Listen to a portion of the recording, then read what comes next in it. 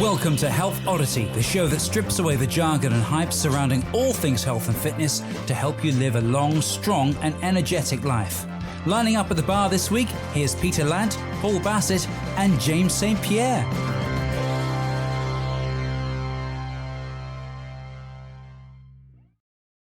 Hello and welcome to the Health Oddity podcast, episode 157.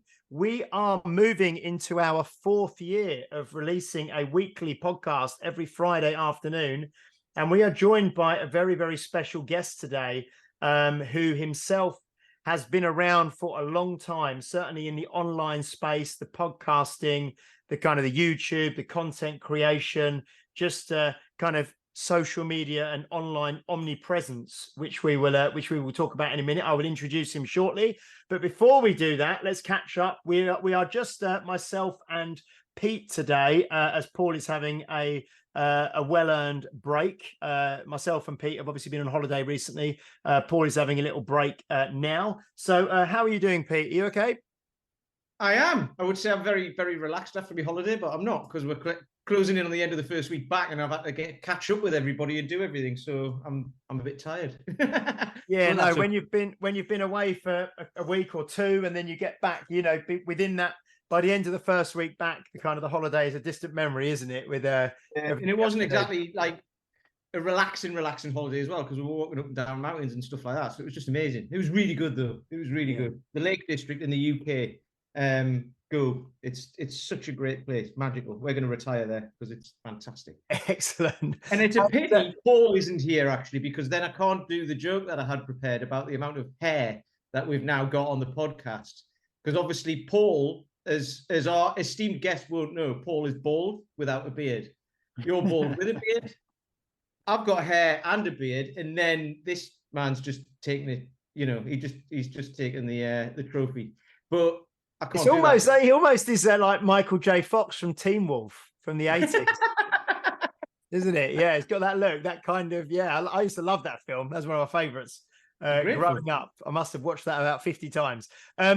Before we start, I just got a few well dones and congratulations for guests and friends of the show.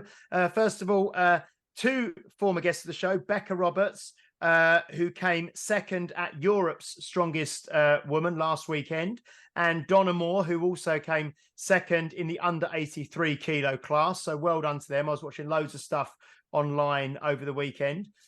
Also, Ben Morris, friend of the show and former guest, recently was competing up in London. He was actually at the same event, but he was involved in kettlebell sport. And I think he was doing was he doing like a clean and jerk kind of set, or was it a half marathon or something? It was some big weight for some long amount of time. I think it was half marathon actually. 30 minutes.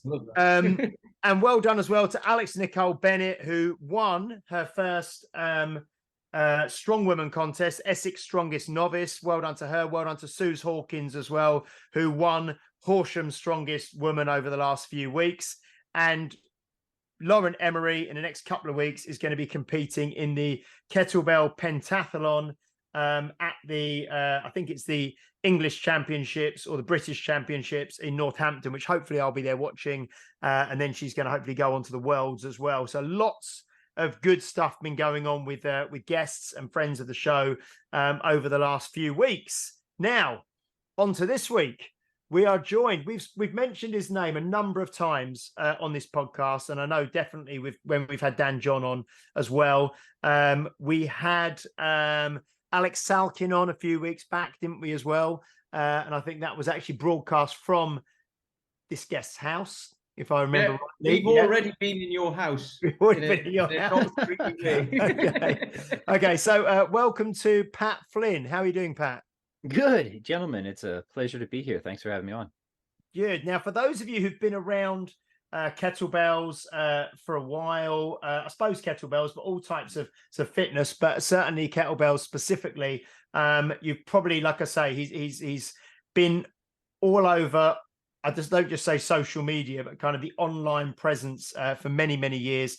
And we were just saying before we came on that Pete and myself have kind of followed what he does for a long time. So Pat is the first guest in our fourth year of podcast, which is great. chronicles of strength. He's a husband, he's a father, he's a content creator, a writer, a musician, a minimalist, a generalist, a podcaster, a coach, A philosopher. everything. What's that?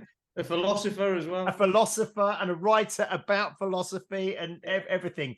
So we're not really sure where we're going to go today, but we are going to start off with Pat. And Pat, I just want to start with a quote that I kind of I've got it, actually was reading up on some things and saw it today. Not sure if I think it's still appropriate for what you do, because Alex also mentioned it. It's from like an old Breaking Muscle profile, I think, when you used to write a lot on there. Oh boy, that's a while ago. Yeah, going back, but I think it's still appropriate because it was. I thought it might be a good place to kind of kick off a conversation. It's Pat Flynn is a fitness minimalist and believes that any exercise program will improve in direct ratio to the number of things that you can leave out of it that shouldn't be there. Sounds right to me. That sounds like you. Yes. Sounds right. It sounds right to me. Yeah. Sounds right. I always get nervous when somebody reads anything of mine, let alone something that's like 5 minutes old, because like everybody else, you write something, you produce something, and then like you look at it 2 weeks later and you're like, oh man, no human could ever be that dumb, right? Nobody could ever write that poorly, right? But that one, you know what? I think that one's all right. I think I'm. Well, that's the thing. I read it. I know it was done. Thank you for finding that diamond in the rough, right? Yeah. Well, I know it was written a while ago, but I read it and I thought it kind of is quite a good quote to sort of maybe start from, or maybe to use as a bit of a launch pad to move forward. Sure. But because I thought it's still appropriate. It's not, it's nothing too outlandish or dated. So I suppose really to begin with, because Alex mentioned you when we were speaking to him as well around minimalism, and I suppose that. That's I suppose what you may be not known for, but it's something that's associated with you, and a lot of what you do is I suppose kind of minimalism within training and within fitness. But what is fitness minimalism to you, and why and why do you like it, or why did you what is it about that draws you to it?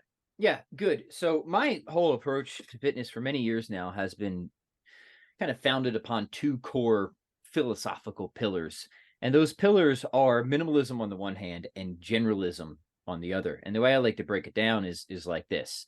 Minimalism is really just the attitude or the method or the approach. Generalism is the outcome. And so it might actually be helpful if we start with the latter and then go into the former. So for me, I'm somebody who's always been interested in a lot of different things. And I'd never been particularly interested in being the best in the world at any one of them. But I think that there is conceptual space between the idea that you can either be like a Michael Phelps or a jack of all trades, but master of none. I've always felt you could be a master of a lot of different things, because there's a difference between true mastery and like Michael Phelps, best in the world, right? So for me, generalism is something that I think can be applied to your whole of life. In fact, my green book right there is all about that. But in fitness, it means focusing on, being generally physically prepared more than a hyper specialist, right? So for me, fitness was always sort of something that was supporting other things in my life that I was interested in. Martial arts is another background of mine. That's originally how I got into kettlebells, was through the Taekwondo world. So whatever else fitness was to me, it wasn't something that I like needed to be the best at, right? It's just something that I had to be good to great, or at least fairly competent at, across a broad range of abilities. So to me, the generalist is exactly that. Somebody who wants to be sort of ready for or capable of almost anything, good to great, or at least fairly competent, right? In terms of strength and mobility and being decently muscled. And here's an important aspect as well, that for the generalist, health and fitness should be mutually harmonious, not in conflict with one another. So fitness is the ability to complete a task. Health is something like the ideal interplay of the organs and bodily systems. As you gentlemen definitely know, and as many of your gentle listeners I'm sure are aware, people can pursue fitness to such an extent that it actually takes away their health. It expenses their health. To me, that's not what it means to be a generalist. Whatever you're doing as a generalist, minimally shouldn't be taking away from your health in your fitness pursuits, but hopefully actively increasing your health and vitality and energy and all that, right? So that's the outcome. That's what we're going for. We want to be robust generalists. We want to be just, yeah, capable of whatever life throws at us. We're not worried about being a professional bodybuilder or power lifter or anything like that. And we want to be healthy. Okay, so that's what we're going for. And I think it's very clear as a coach or a business owner to always have a clear mission. Like, this is what we're going for. So if you're on board with this, come on. If not, no big deal, but I'm not your guy, right? And then minimalism is the attitude we take towards that. And the way I think about minimalism is so obvious, it's almost trivial. But just bear with me, because I think there's still a number of important points we can make. That a minimalist is just somebody who's always trying to find that ideal intersection between effectiveness, which is doing the right things, and efficiency, which is doing things right. Now, so understood, like, when would anybody not want to be a minimalist? Like, when does anybody like, yeah, I want to be ineffective, I want to be wasteful or inefficient?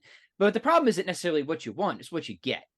And are you actually a minimalist? So it's this constant sort of reorientation I'm asking people to take, to really always prioritize, to be pulling weeds, to be focusing and reassessing of, am I actually being a minimalist? Am I really doing the right things for my given goal at the time? And am I doing those things right? And of course, those two things can come apart, effectiveness and efficiency. Just to give a quick example, maybe I want to improve my upper body strength. Okay, but I choose to just do a bunch of running.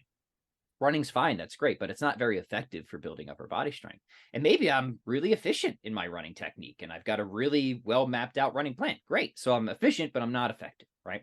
Conversely, I might say, okay, maybe I'll do some military presses and stuff like that. Okay, now we're more effective, but maybe my plan is very poorly designed. I don't have the variables dialed in, the intensity, the frequency, the volume, the density, and maybe my technique is crap. So, okay, I'm kind of effective, but now I'm also very inefficient, right? So the minimalist is somebody who's always just trying to get these things, intersecting in the most ideal way possible. Now, of course, you're never going to be perfect with it, right? And it's always a moving target.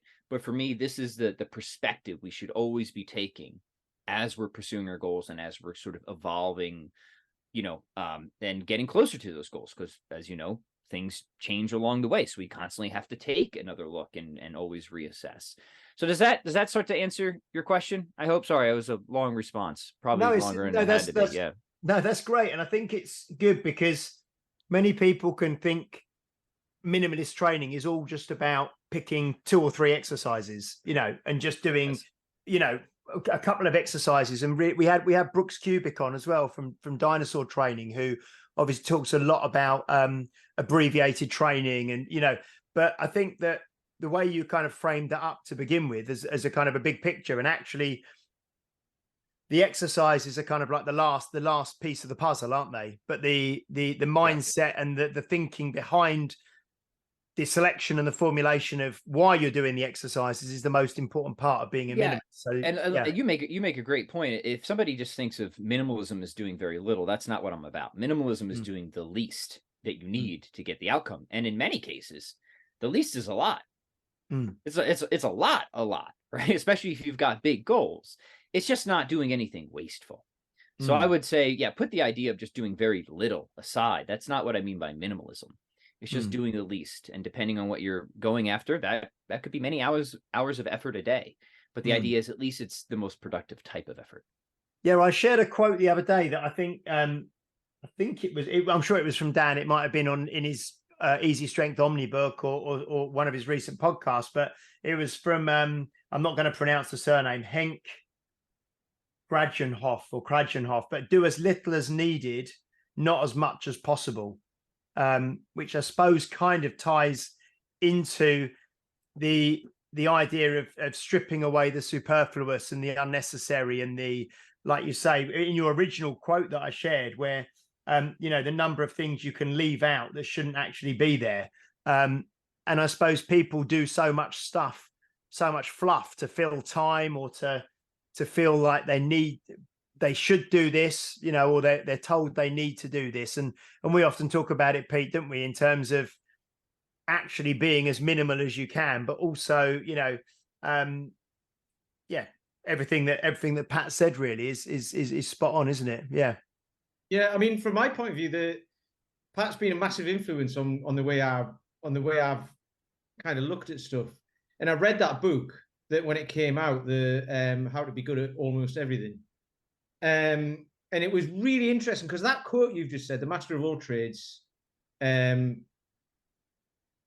jack of all trades, master of none, sorry. That isn't the full quote, is it?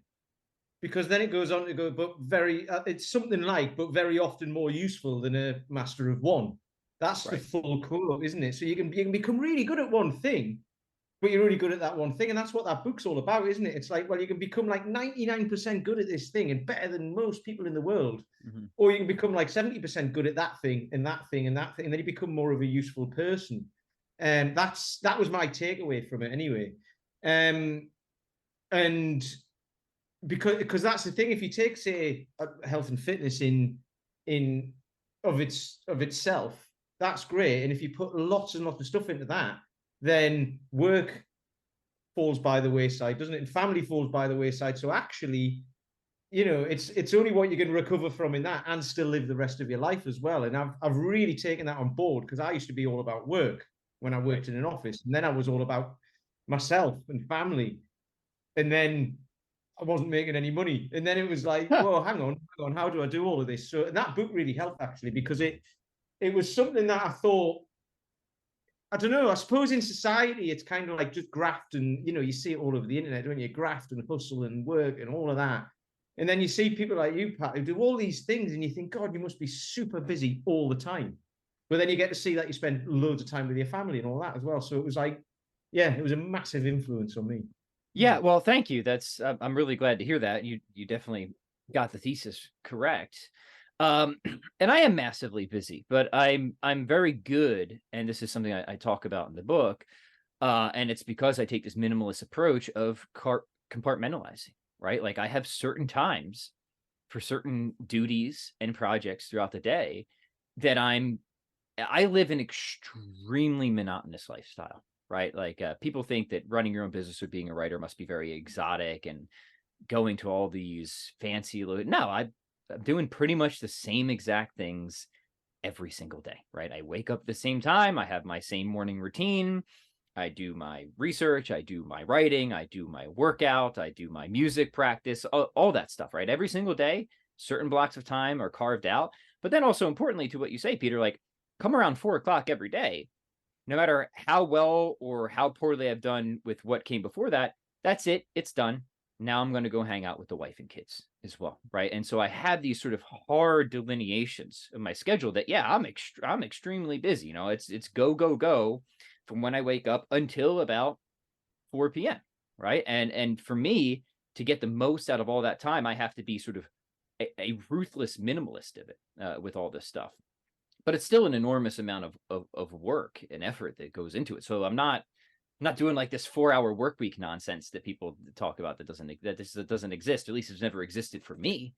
But what I do is yes, it's monotonous, but it's also very enjoyable. It's always challenging. It's always causing me to grow in important ways. So I'm never bored, even though I live this sort of very monotonous routine. I don't equate monotonous with boredom by any means. Mm-hmm. But here's a question, because this used to get me, was like, so the monotony, mine's exactly the same. I get up, I train some guys, I walk the dog, go and train some more guys, write a Facebook post. That's pretty much it. And then, but what I also do is, so like you say, you finish at like 4 p.m. I schedule in like some fun time as well. Like yes, stuff I'm going to do. That's kind of, it's almost like scheduling in spontaneity, if that makes sense. Because, you know, people go, I love to be spontaneous. It's like, yeah, but you never get anything done because you're here and here and you start things and never finish anything. Whereas, yes, you know, then other people can look at it and go, well, but that's not spontaneous if you're scheduling it in. And it's like, well, yeah, it just means that that's time when I can do whatever I like. That's right. Yes. No, that's a wonderful point. And I think that there's two immediate connections we can draw there. One is just in my own life. Yeah. Like even throughout the day, like I need my little breaks here and there. So like every day after lunch, I'm just doing something fun with my kids. It might just be playing a few rounds of Mario Kart on the Nintendo, for example. Right. Which can get hyper competitive as well. Not always relaxing, right? Especially since they're getting better and better. Like dad can't like totally recline anymore during, like, I got to sit up sometimes. I get a little bit sweaty, you know?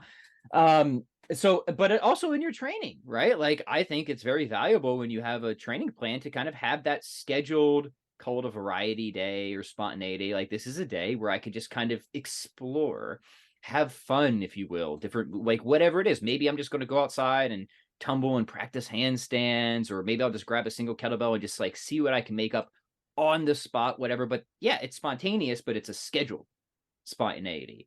I think it's brilliant. I think that's absolutely right. I have that in my just sort of daily work schedule. Also, I think it's important to have in your actual training program. And so long as it's scheduled appropriately, it's not going to be counterproductive to everything else you're doing. In fact, I think it'll enhance it in many ways. Mm-hmm.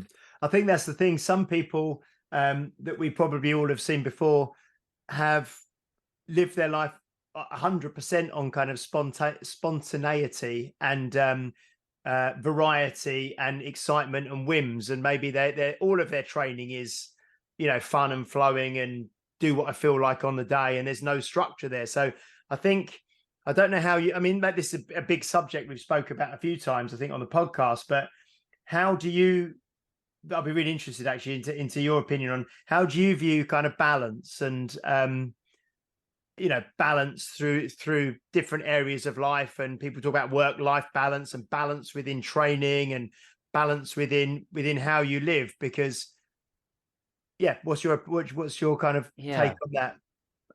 That's a really hard question for me to answer, because in one sense I think I'm very balanced, but in another sense I think I'm sort of balanced because I live on the extremes, if that makes sense, right?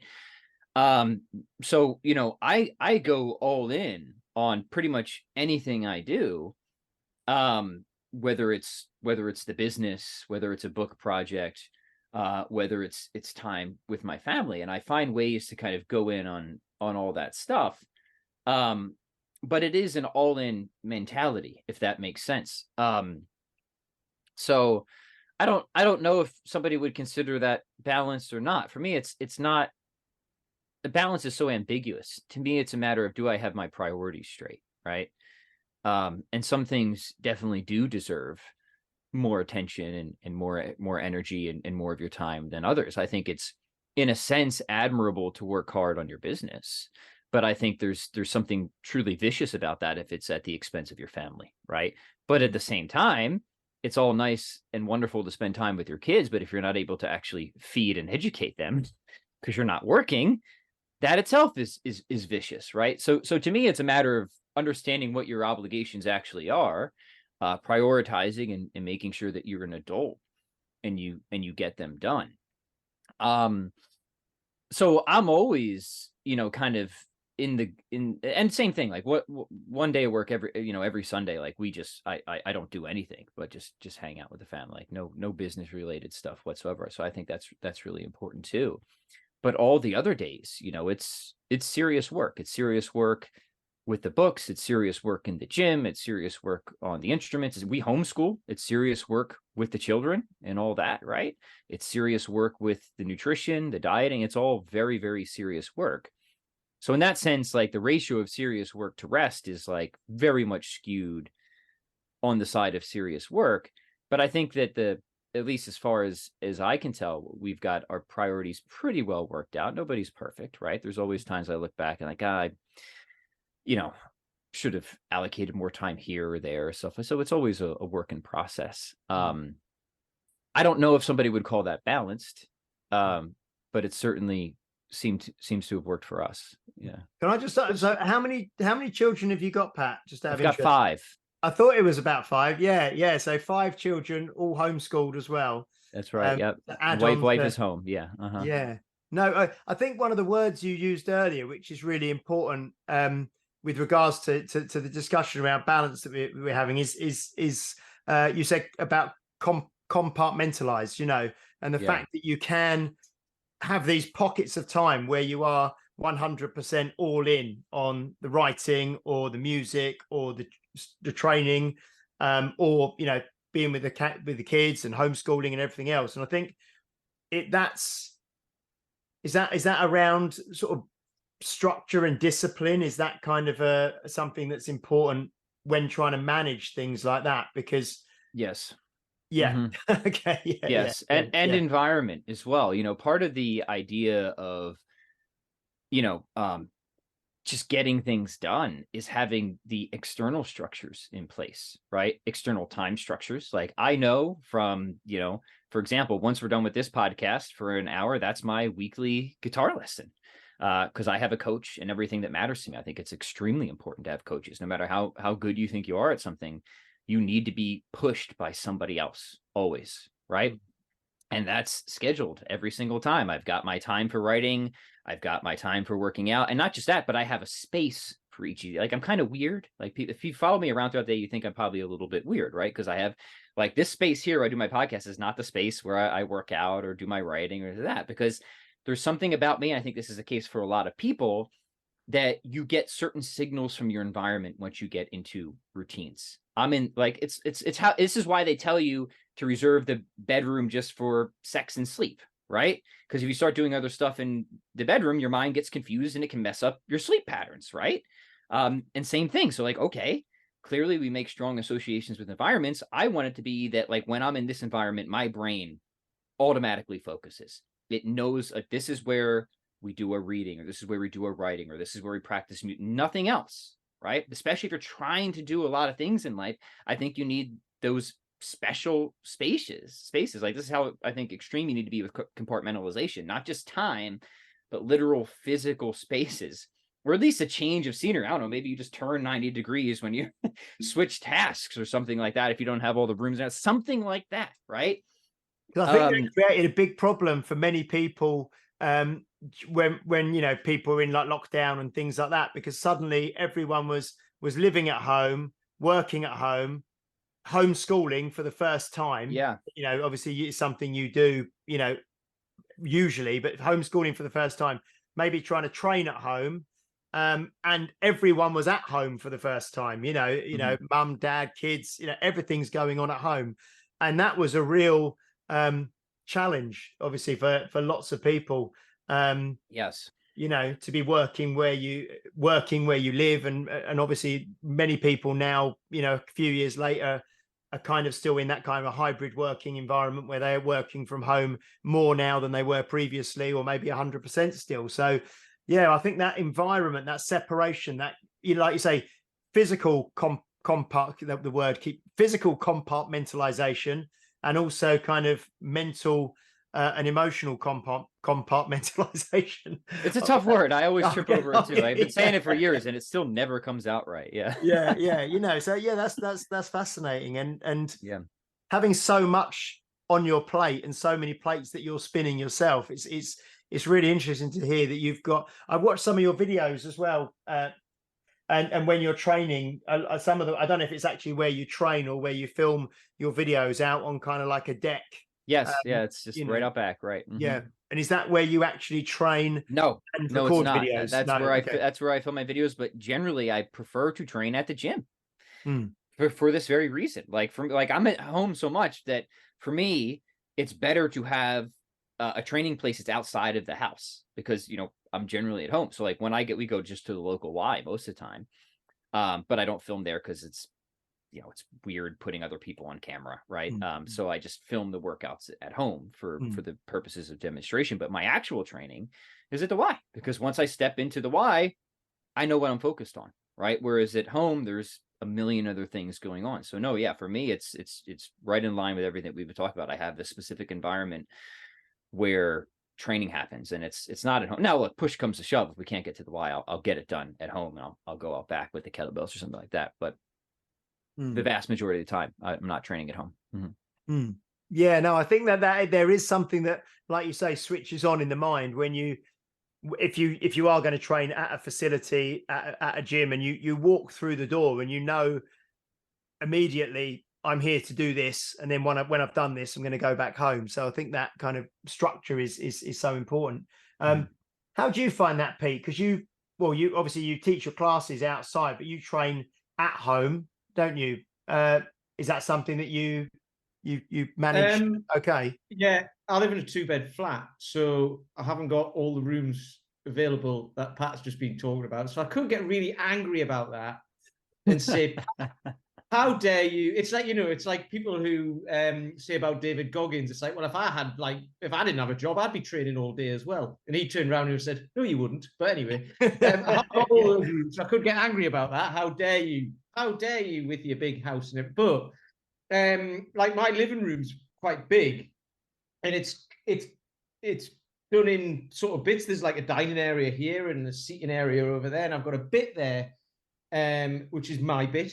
And because I minimalist training, I use kettlebells and I don't need much space, and it's literally just there, and that's where I do it all.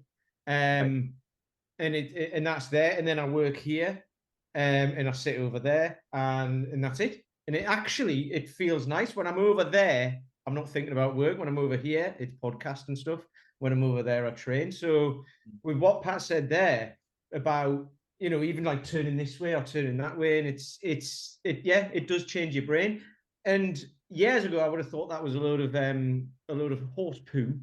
But while I've been looking, because lots of people don't even think about these things, do they? And then it's like, actually, the way your neurology works, it associates certain things with certain stresses or certain things that make you feel good. Those, that's right. Like certain different ways. So so I've been very like what do you call it, feng shui or whatever it's called. That's a feng thing. shui or whatever. Yeah. Well, that's a great point. Peter, it's yes, that's right. We've got very fortunate to have lots of rooms in the house, but look, wasn't always this case. When I first started my business, I was dirt poor, living across from Section 8 housing, like had no space at all, right? But you still find ways to make it work. Maybe it's just a corner of a room, for example. I just wouldn't decide to swing a kettlebell like right where I'm doing my writing, for example, right? Because my temptation is that my mind will keep going back to the other thing. And it's not to say you can't get it done, right? Of course you could get it done if you're determined enough. But it's wasteful, right? Like I don't want, when I'm doing my workout, I don't want my mind to keep being drawn somewhere else if it doesn't have to be, right? Because there's decision fatigue that happens throughout the day. So I'm not saying that you can't be productive without any of this. I'm saying the reason I'm able to maintain the output that I do, which is pretty high, right, is because of these sort of structures I've set in place. I'd still be able to get, I'm sure, a lot of it done if I didn't go to different places of the house to do different things or the gym, right? But I'd be a lot more tired and I wouldn't get it all done as well, if that makes sense. So you just kind of learn these things as you go along, almost of necessity. And a lot of the things I do have been of necessity, like just hard deadlines and stuff you have to meet. It helps to be, under the gun, so to speak. Some of the, sometimes you don't know what you're really capable of until like something else is forcing you to prove yourself as well. Yeah. Voluntary, usually involuntarily, stuff like that. But this is a huge subject actually, because just thinking about this, my girlfriend is a teacher. Well, she's in education, and sometimes she'll work from home because she doesn't teach classes anymore. So sometimes she'll work from home because she's got like a Zoom call to do or some training to present, kind of like this, or like, over Zoom. But there's 3 people in her tiny little office at work. So she's like, well, I'll do it at home because then I'm not disturbing them, right? But then I'm here doing my session over there, like and then she'll either be presenting or she'll be getting ready to do work. And then she'll have got an email and she'll be like, oh, I've just had this email, and kind of, how people do, moaning about emails that you get that just turn up and stuff. And I don't do it, but I find myself sometimes having to stop myself saying, can you just not talk to me, please? Because I'm in a different space.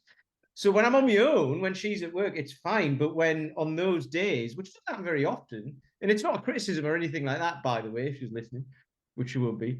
But it's not a critic, but it's I just noticed that. So I try to just stay in the zone, so to speak. But yeah, it's really interesting because, like I say, years ago I would never have thought about any of this stuff.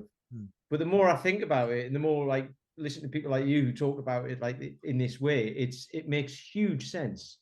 And you have to decide what you're not going to do as well. So first off, what you said is absolutely right and reasonable. And same thing with my wife and the children. Like, they know when dad's doing this thing, like, you don't go in that space, right? And like there's a pre-established understanding there, and it's all cool because it's pre-established, right? The other thing is, I remember, I forget how long ago this was, but I read one of Stephen King's book. I think it's On Writing. It's been a long time. I might be misremembering, but he was so big about this, right? I'm not a huge Stephen King fan in terms of his work, but nobody can deny that he's really impressive with his output, right? So I'm always curious, like, what are these guys up to? And his thing was shut the door, right? It's pretty clear what he means by that, right? Like, nothing gets into this space, no distractions, nothing else. This space is for getting the job done. That's it, right? I was going to say, I met Dan Kennedy, the marketing guy, Dan Kennedy, before he died, probably 10 years ago, 12 years ago. He's now. still alive, man. No, he's not, is he?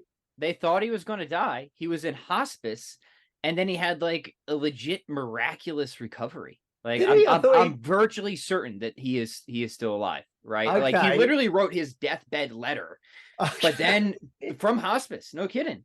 Okay. But I'm almost positive. We should Google right now that he because I think, can you check, Pete? Because I don't want to miss but I think it was an event. I think it was actually the first event that I met Dan John at, and Dan Kennedy. It was in Florida, 2012 maybe, and did he take you around Disney World? That's his favorite thing. He likes to take people around Epcot. Disney World. Yeah, we went around Epcot with him. I did that with him too at one year. Yeah, it was great. And but I remember him talking about writing. So I was going to ask you about writing, because I know that he says that he just had a room with an old-fashioned typewriter in it, and so he wasn't on the computer. He didn't have access to the internet. He couldn't get distracted. It was just a room with a table and a chair and a typewriter. And it may be an electric typewriter, but it was just a typewriter. It wasn't a computer. So when he went in there to write, he was zero distractions, And I suppose that's the ultimate, managing the environment, managing your so when you're writing, when you go into writing mode and you've maybe got a block of, I don't know, 2 or 3 hours to write, if that's how you work, are you kind of like shut off from all distractions, and that's you managing your environment? Yeah, most of them. So I'm not a typewriter guy. I do like the efficiency of modern word processors, right? So I don't go quite that, like, it sounds romantic, but like I don't think it was, like I said, I don't buy it. I don't buy it, right? It might have been a word processor, like hey man, I don't doubt that maybe that works for some people, but his general point is definitely sound, right? And I'm a Kennedy guy too, man. I grew up in the direct response world, and one of my earliest clients when I was training somebody in college was a direct student of Dan Kennedy, and he saw what I was trying to do, and he's like, let me introduce you to some people, right? And then just kind of got looped into that whole world of direct response and all those great copywriters and stuff like that. And they talk a lot about this productivity stuff. I got a lot of it from that world, right? Kennedy being one of the major influences himself. I have to know if he's still alive. So please, somebody figure that out for me, right? Google it, but I can't. If he isn't, I'm going to feel bad for like giving people hope. But anyways, to your question is, yes, I shut so many things down. I mean, in general, I have a policy against social media. So I'm on social media. I post my business content and my podcast and social media, stuff like that. But you'll never see me like talking with people on it, really.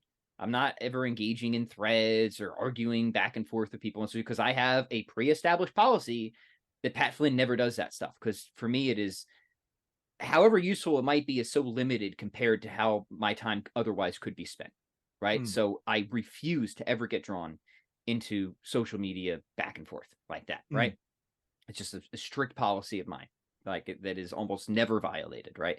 So that's one thing. I also have just literal those blockers on your rectangle, your phone, that like after 15 minutes it just like shuts down. We all need a little bit of help to make sure we're not doing the scrolling too much on the phone. So those things can help. But either way, when I'm doing the writing, right, it's just a Word document that's up. You shut down the other tabs. You make sure that none of that is going on. And then importantly, if you are and I think for most of us, the biggest distraction is social media, that if you're doing anything with social media, that you have time bounds on that. And you also have a time dedicated for that, whether it's daily or weekly, but here's a time when I'm going to do my social media efforts. the Facebook. You know, I like the daily because I think it's important to kind of be kind of organic and frequent with social media stuff rather than like schedule. When you schedule stuff in advance, it just seems so robotic and artificial. I don't like that. I never like that. So just some daily block of, okay, here's where I'm going to do whatever social media stuff I think is important. Respond to people on my own stuff, I'll do that, right? But never like going off of it, just because that's important for engagement and community building. And I've got my own Facebook group, so I make sure I dedicate an amount and certain time to that and members in there. So when I say this, when some of the social media stuff I don't do, I mean like, you know, go pick fights or respond to people picking fights with me on Twitter, stuff like that, right? Yeah. That's such a waste of time. So yes, yeah, hardcore compartmentalization there. You also said for writing, some people like, you know, hitting a certain number of words. I've always done well with time blocks, you know, 2 hours, 3 hours. For me, that's a pretty realistic and productive writing range between 2 to 3 hours every day. Yeah. Yeah. Mm-hmm. And just with regards to obviously fitness and training, you mentioned kind of taekwondo and martial arts was the kind of gateway, I suppose, to strength training and kettlebells. And with regards to music, which I know is another kind of, you mentioned your guitar lessons and things, which I know is another sort of big part of your life that's kind of compartmentalized. Yep. When did music kind of come in? Is that been something that's been like a lifelong kind of passion? Yes. Yeah. Very, very young. You know, when some of my earliest memories are just like my mom driving like an absolute maniac and blaring AC/DC and Van Halen. And like as soon as my consciousness gelled, right, like AC/DC's Back in Black album was just like already a permanent fixture within it, right? And I'm like, whatever that sound is, I want to be able to make that sound, right? So started guitar, you know, pretty young.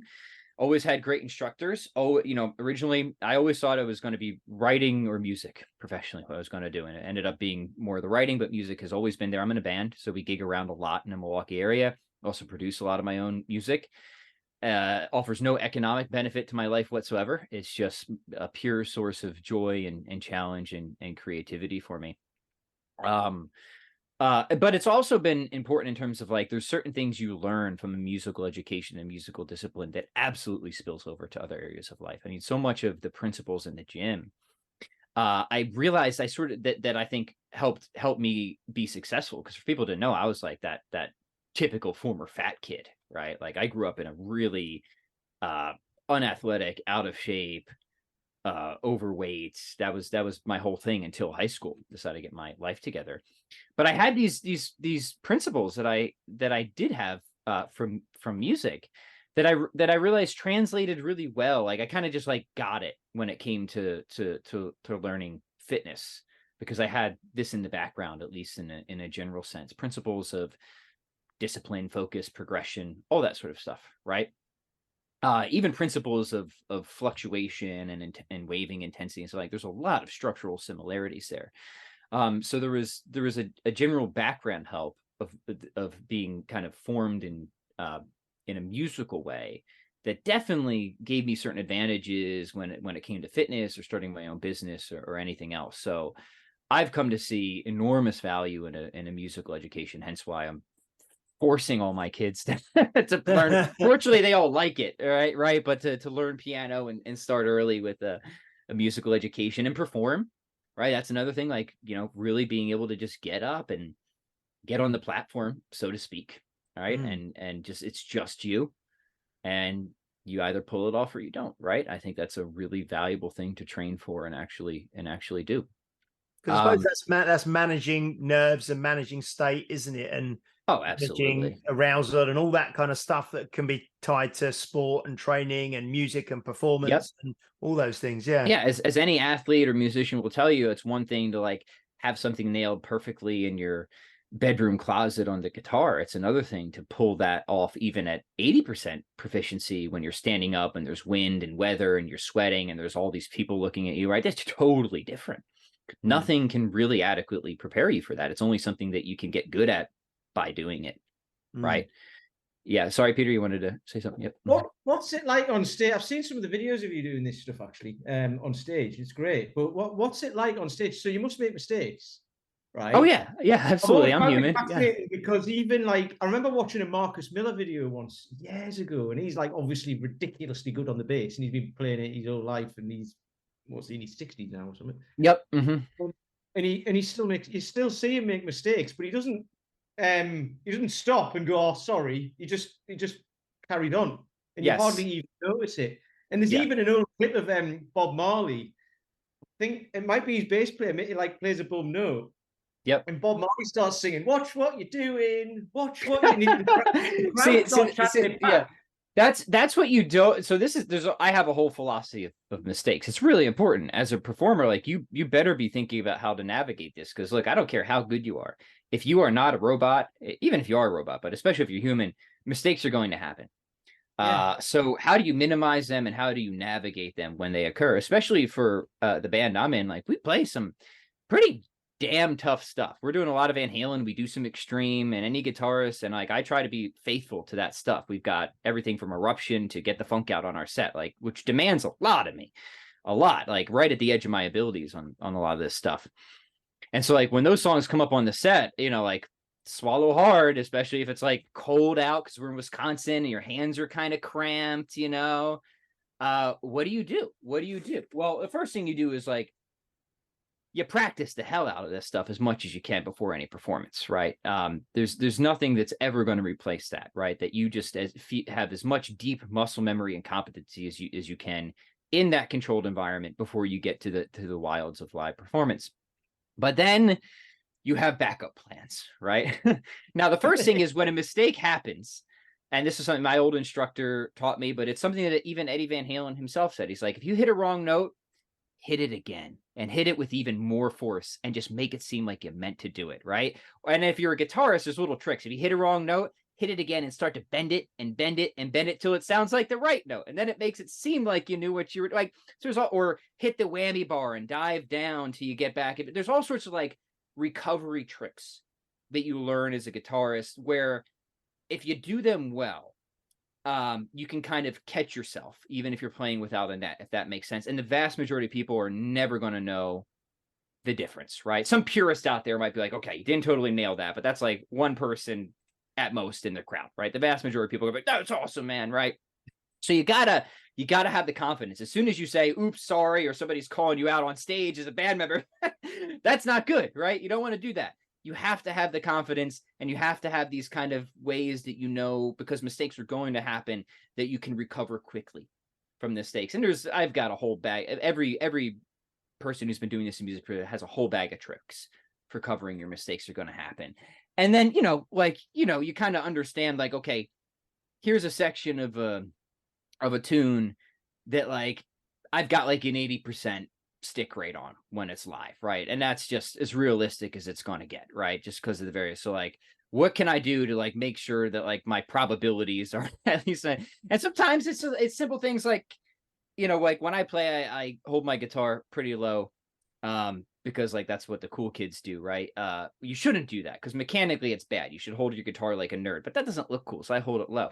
So like when I'm playing certain tunes, I know like if I'm holding it low, like my hit rate is going to go to like 40% on the tough stuff, not 8. So like I better go find something to put my leg up on for these passages, right? And like boost the probability. Sometimes the best you can do is just boost the probabilities of success. And there's little tricks like that you learn. And people have analogs of this of many different areas of life, right? But for music, that's it. It's confidence comes first, right? If you have a mistake, own that mistake and have ways of quickly recovering, and then just kind of understand the environment, the landscape, the areas of the set that are going to give you the most trouble and what you can do to boost the likelihood of success in any of those scenarios, right? And that's just a lot of these lessons, like nobody taught me them. That you just learn them because you learn them the hard way, unfortunately, right? Yeah. Very quickly, this is sort of connected, but not. But there's a comedian, he's dead now, he's been dead for years, but a comedian called Les Dawson, an English comedian. And part of his career, he was really funny. And part of his career, he would play the piano, but play it wrong. So he'd be playing a tune and you knew what the tune was, and he just hit bum notes all over the place, but purposefully.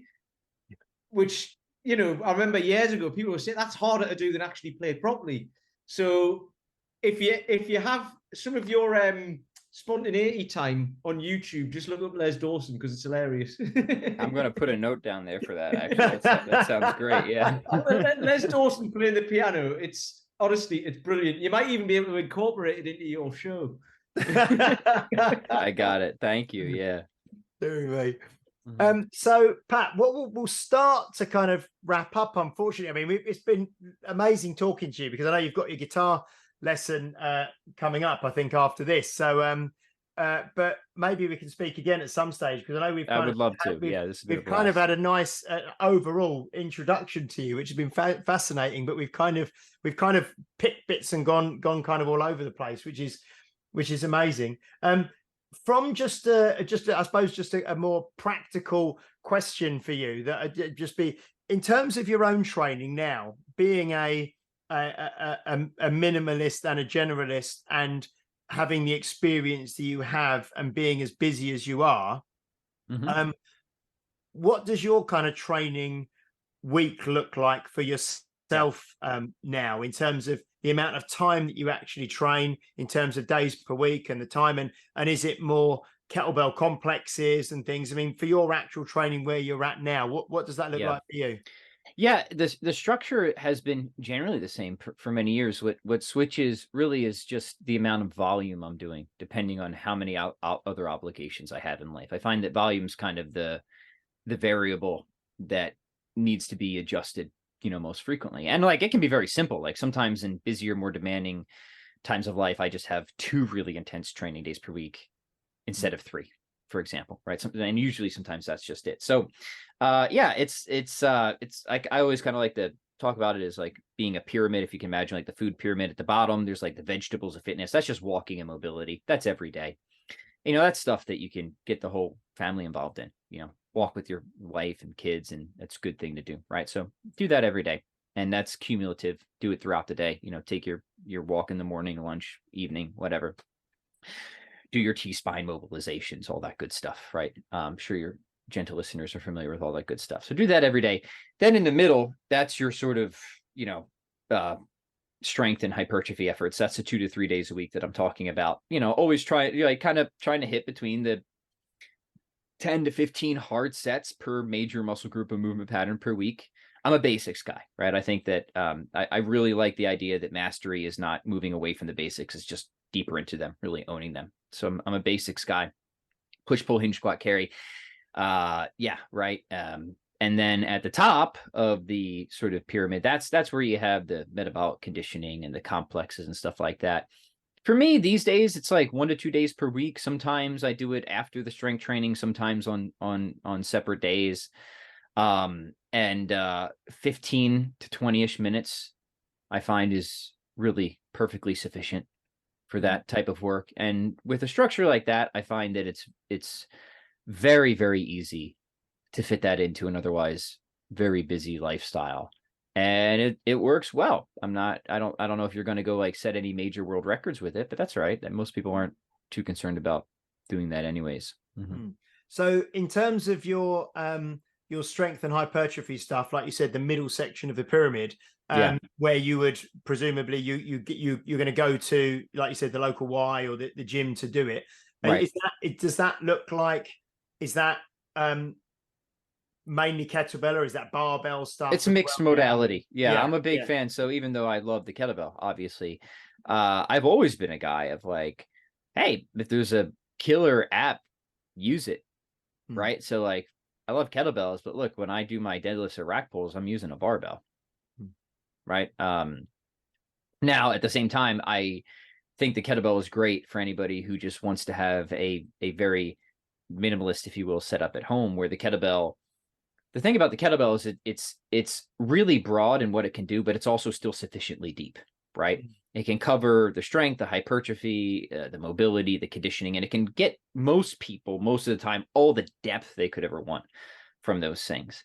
But at the same time, like, I go to the gym and there's barbells there and dumbbells there and kettlebells there. I'm just going to pick whatever tool is best for whatever lift I have to do that day. Excellent. So yeah, I'm using it all. Right. Using it all. Cool. Pete, any final thoughts before we wrap up with Pat for this one? Do you know what? Nothing specific, because we've covered so much that, you know, it's just been really good to have a chat. Yeah, and just a kind of little insight into how you do things, because, like I say, I mean, I've followed you for like 10 years, and just seeing you move from doing like the kettlebell stuff. You had the nutrition book out. I think you said that was how you met Dan John. You had the nutrition for dummies sort of thing. Yeah. And just like how you've just moved through into all these different things and just kind of flowed through them all. And I find it hugely inspiring, because I'm not trying to do the same thing, but I'm trying to get a little bit more philosophical about things, and a little, like, the training wise, I've got that, but I never used to. When I was overweight and out of shape into my mid-30s, and didn't really start thinking about anything until then. So I'm sort of like years behind on that, but it doesn't matter. That's what I've been learning, is like, it doesn't matter how old you are, you can always start, right? So it's just been really interesting to watch. Watch you move through all of these things and do them all really well as well, or perceived to be really well on social media, let's be. But it's always a secret. Yeah. No, it's been great, because it just shows it can be done as well. So yeah. Well, thank you. No, that really means a lot, Peter, and it's really great to. I know we've been kind of loosely connected, I guess, on social media land for a while, and it's always really, really great and nice to have something like this, actually get to connect a little bit more formally. Hopefully we'll be able to sit down in person someday. That'd be a lot of fun. Yeah, that'd be fantastic.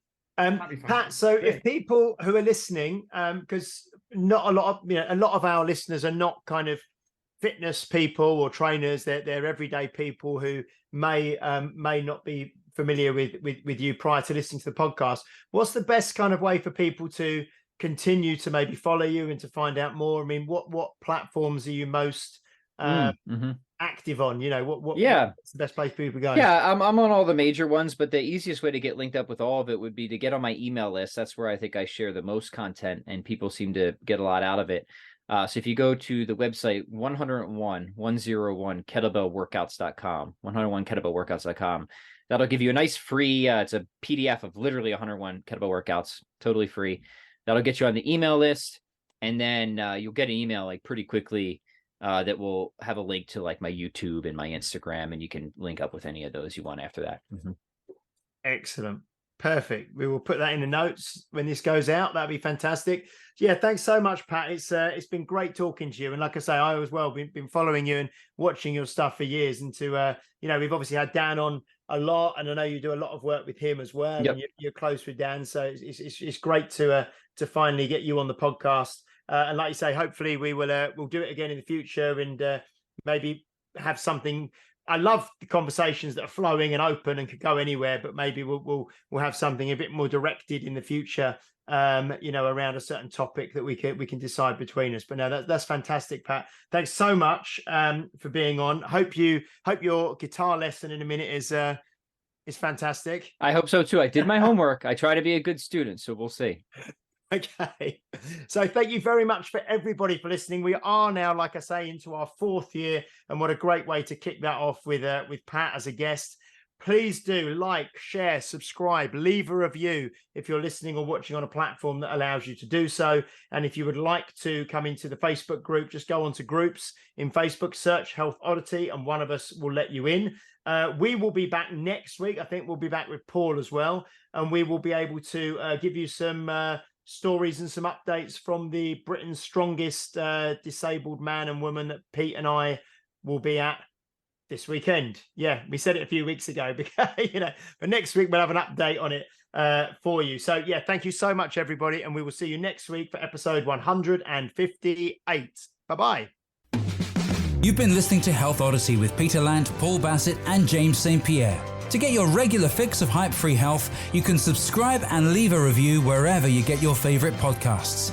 You can find out more on today's and other topics at healthodyssey.com, or find us on Facebook or Instagram by searching for Health Odyssey.